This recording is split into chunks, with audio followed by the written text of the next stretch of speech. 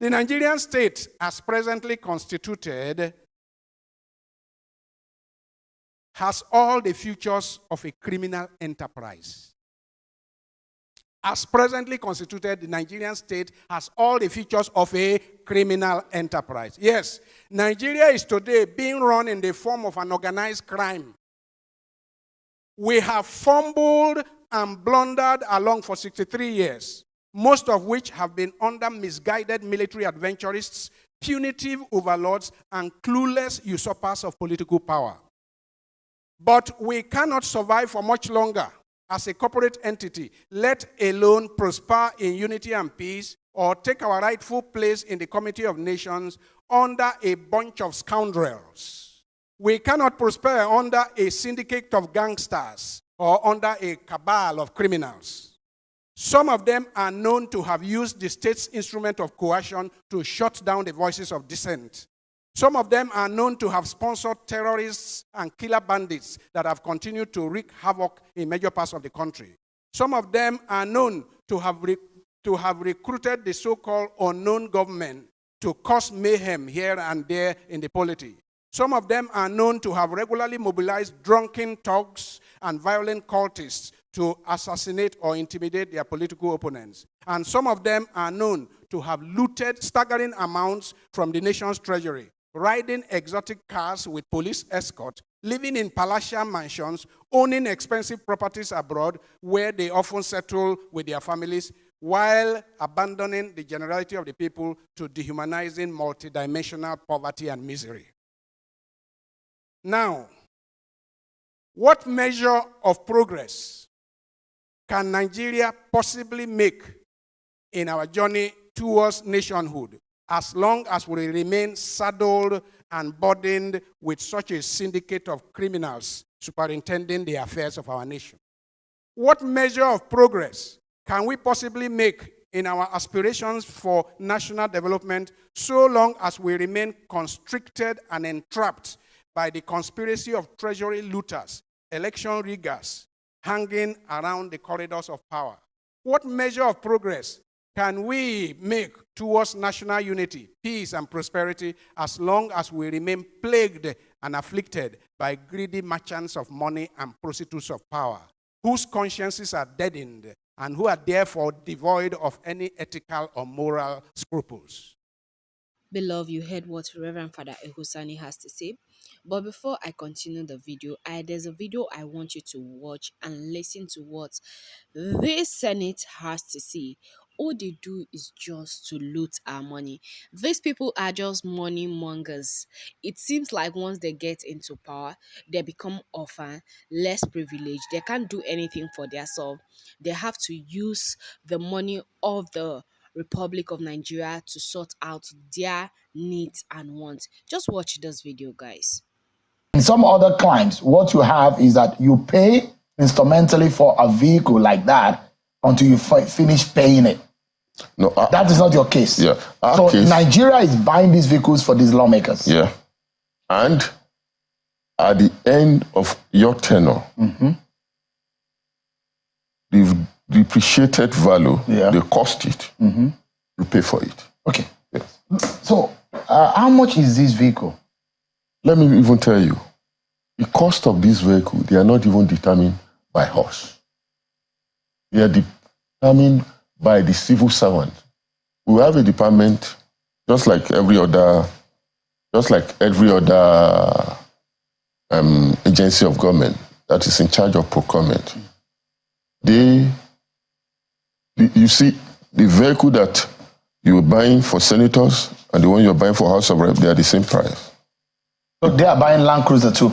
No, they are buying, I think, Prado. Okay. But Prado. But I think the presiding officers, maybe they are buying Land Cruiser, I think. So what is the price at which it is being sold to the lawmakers? Let me tell you how they determine the price. Just like the Procurement Act. For items that you are procuring, the market price plus 25% profit margin and the VAT, they had VAT also. The 7.5% VAT. You know that VAT will be taken back. Even the 25% that is added, they will still take away the normal tax of 5% from it. You see, let me tell you something, Sean. Now, as I'm talking to you, some of the vehicles that were purchased in 7th Assembly, 8th Assembly, 9th Assembly, they have not been fully paid for. Like you are a businessman that they bought vehicle from you 7 years ago at, say, 7 million naira, for example. And up to now, they have not finished paying the 7 million naira. By the time they finish paying, you know you have even lost everything. So you cannot tell us now what I'm telling you, at the rate at which the National Assembly is getting the rate at which they bought the vehicle. If you know the market value of if you go to Elisade or go to any of these outfits, if Land Cruiser, if the cost of Land Cruiser says 150 million or 160, I don't know, or 170, depend on the rate of exchange keeps changing. Yeah. Add what a department under procurement, what they will do, they will go and check the market price. And they give the percentage that is allowed under the procurement act. Okay, so the reason why I made an example of myself is because not only that you use a vehicle, because if you, according to you said these vehicles are utility and operational vehicles. Yeah. Utility and operational vehicles are not supposed to be kept by individuals. So what you are getting is status vehicles, which you are using for utility purposes. Yeah. A status vehicle is what you can, that befits your status. Yeah. So that's why I gave an example of myself. Now, is it true that the lawmakers are buying at the rate of 160 million, the Land Cruisers? Even now, Joe, at the rate of dollar exchange now, I don't know whether Land Cruisers sell in the market at 160 million. Are you getting me? They will not, if it's 160 million in the market, they will not come and supply to you at 160 million because you are not going to pay them their money outrightly. And the law, I've just said it. So, but the federal government is paying outrightly to those who are supplying the National Assembly. No, they're not paying outrightly. They pay proratically.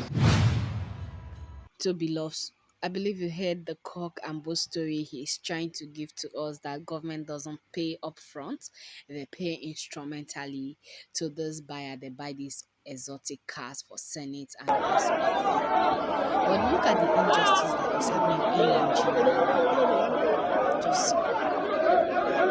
Is it fair?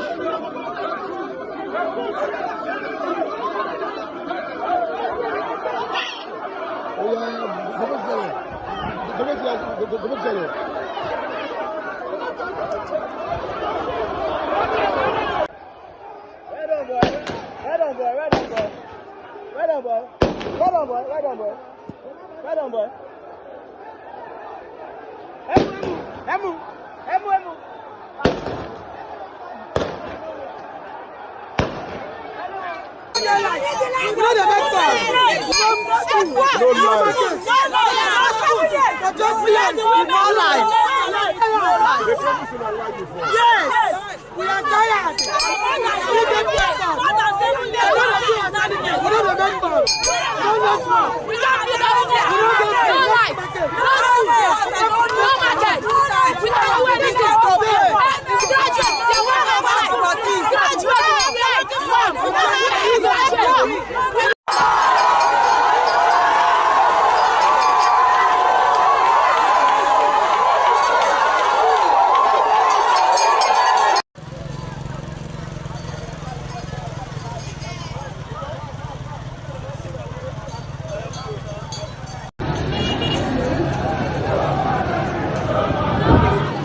Oh, people don't wake up. Must see come boys. See Juju, see those boys in those guys. See them. Those ones they hold their hands together. Get the day way, start shoot those boys and nothing they enter those boys. Old people don't wake up. Oh. Old people don't wake up.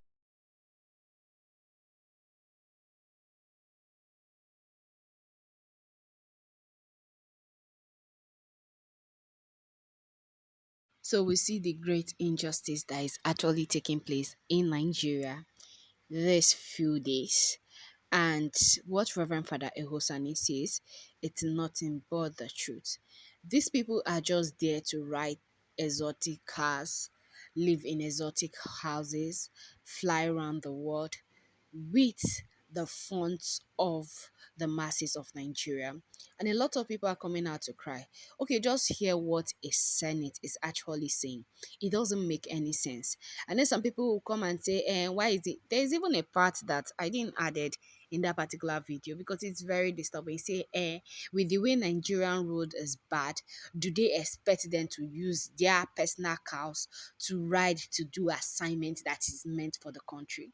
See, there's something that I always say that if you want to go into politics, it's not for your selfish interest, for your selfish needs and wants.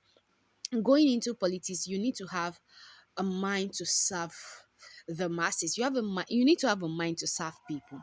It shouldn't be your first this thing when you want to go into politics, you're struggling to become a politician. The first thing you want to do is to make money. And that is why, like he says, they use thugs to carry out their outrageous crimes for them. You think what is happening in the north, in some different parts of Nigeria, you hear that one political opponent is there today, tomorrow is this, is that. They are the same people because they are fighting for offices because they know the kind of money they are going to realize at the end of the day. So they don't want to take chances. And that is the reason why we have Boko Haram, Fulani herdsmen, bandits today. Was it like this? Oh, if it was, some people will say, oh, it was like this in the past, but was it as bad as it is right now? No, it wasn't. At least it was a bit content. It was like a force or a fire that is content, even though it's burning, it's still under control than the one that will escalate. I remember 2015, 2014 when the Chibok girls got missing, and some of them are found, some of them are not yet found, and some of them say they can come back home because of what they have gone through or because of who they have become. They are too embarrassed to show their faces, and it's not something that disturbs us. Oh no, it's normal, it's a norm for us. Like, we don't want to look, see what is happening in Kenya right now, name. I feel like all African countries should rise up to their political opponents. You don't know what these people are cooking. Tomorrow they are signing this bill, tomorrow they are doing that. And especially those that are into agriculture. Do you know what is coming for you? Do you know the kind of seed these people are actually paying for? Do you know what Brigade is doing? That one is going to be a different video on its own. This are lab made maize, okra, like a whole lot of things. And they want us to get rid of what our forefathers have been doing over the years. And you say the world is not corrupt. The world is fucking corrupt, not just African.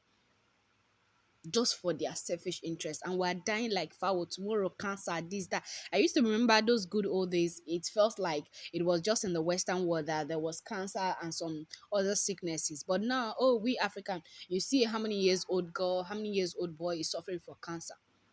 They have lost their hand, they have lost their leg because of the kind of things we consume.